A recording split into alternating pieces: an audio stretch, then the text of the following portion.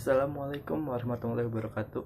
Perkenalkan, nama saya Umar Hamzah Wijaya, NPM 33311800037 dari kelompok C.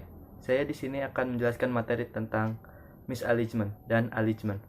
Misalignment ialah suatu keadaan di mana dua sumbu poros mengalami ketidaklurusan antara poros penggerak dan poros yang digerakkan.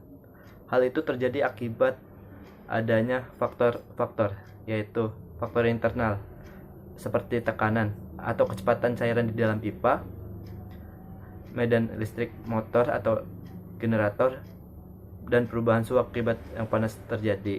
Sedangkan faktor eksternalnya yaitu adalah panas matahari, tegangan pipa, tegangan kabel, dan perubahan fondasi. Sedangkan faktor yang terdapat di gerakan mesin yaitu ada faktor aksial, vertikal, dan horizontal. Misalignment terdapat jenis-jenisnya, yaitu 1. Paralel misalignment, 2. Angular misalignment, 3. Combination misalignment. Paralel misalignment yaitu suatu ketidaklurusan pada poros karena kedudukan poros yang berbeda satu sama lain atau tidak simetris. Kedua, angular misalignment yaitu ketidaklurusan pada poros karena kedudukan poros yang menyimpang atau menyudut terhadap kedudukan poros yang lain. Nah, yang terakhir yaitu combination misalignment, di mana suatu ketidaklurusan pada poros karena keduanya, yaitu karena ketidaklurusan simetris dan adanya yang ketidaklurusan menyudut adanya. Selanjutnya kita bahas alignment. Alignment adalah suatu pekerjaan mensimetriskan atau meluruskan dua sumbu poros hingga lurus atau hingga simetris antara poros penggerak dan poros yang digerakkan. Nah, ada beberapa metode yang digunakan pada proses alignment ini, yaitu 1. Metode visual, memakai penggaris atau mistar. 2. Metode dial indikator dengan rim and phase. 3. Metode dial indikator reverse. 4. Metode dial indikator cross dial. Dan 5. Metode laser.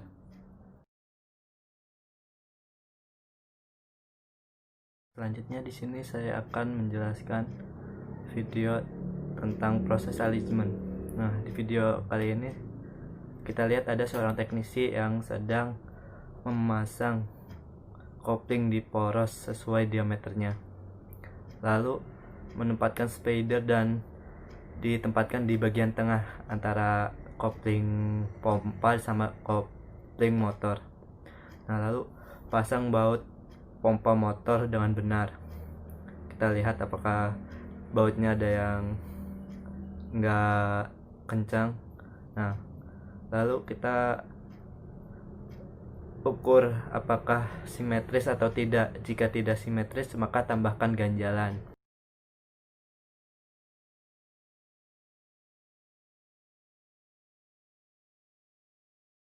Setelah menambahkan ganjalan, periksa kembali apakah sejajar atau tidak. Gunakan SIM dari kuningan atau SIM dari warna silver. Selanjutnya pasang dial indikator ke dalam koplingnya. Lalu kita tentukan bagaimana kalibrasi di angka 0.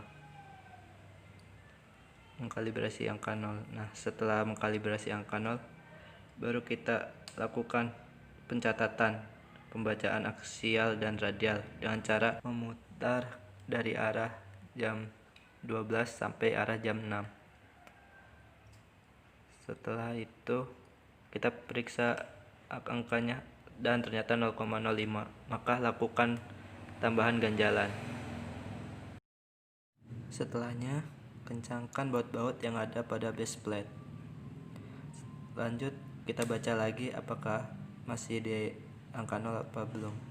Jika belum, kita lakukan prosesnya sekali lagi. Nah, lanjut, ternyata kita sudah mencapai angka 0. Sudah di angka 0, berarti itu menunjukkan porosnya sejajar. Mungkin itu saja yang dapat saya sampaikan. Kurang lebihnya mohon maaf.